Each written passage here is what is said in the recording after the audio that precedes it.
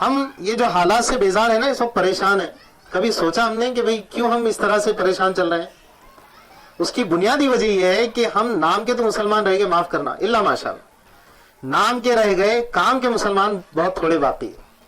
اگر کام کی مسلمانی آ جائے نا، خاص کر کے معاملات میں، معاشرت میں، لین دین میں، اخلاق میں، تجارت میں، تو دیکھ لو اللہ کا وعدہ ہے کہ اللہ کبھی بھی مومنین کو ذلیل نہیں کرتا ہے۔ یہ قاعدہ خدا بندی ہے، ضابطہ خدا بندی ہے، یہ سنت الہیہ ہے کہ جو اللہ کے دین پر چلے گا قاعدے سے، اللہ تعالیٰ کبھی اس کو رسوا نہیں کرتا، وہ انفرادی حیثیت سے ہو یا اجتماعی حیثیت سے ہو۔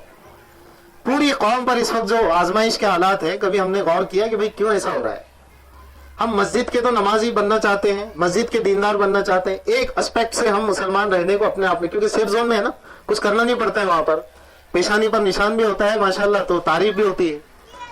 میں اکثر کہتا ہوں بھائی ایک طالب علم کی حیثیت سے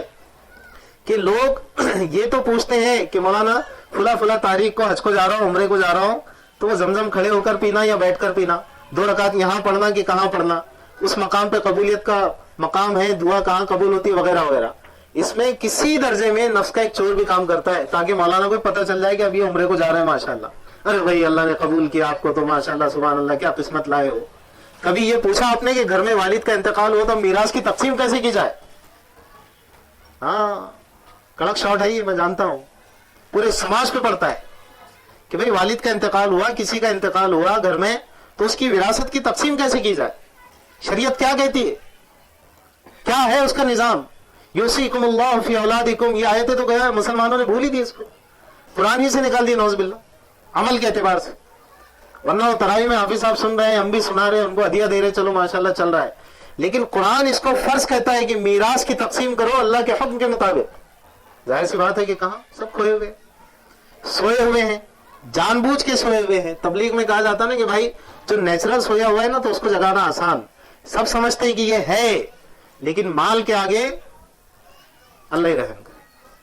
تو میرے بھائیوں دیکھو، اسلام، تم یہاں آگے میں سمجھ گیا، اسلام نام ہے پوری زندگی کے شعبہ جات پر وہ محیط ہے،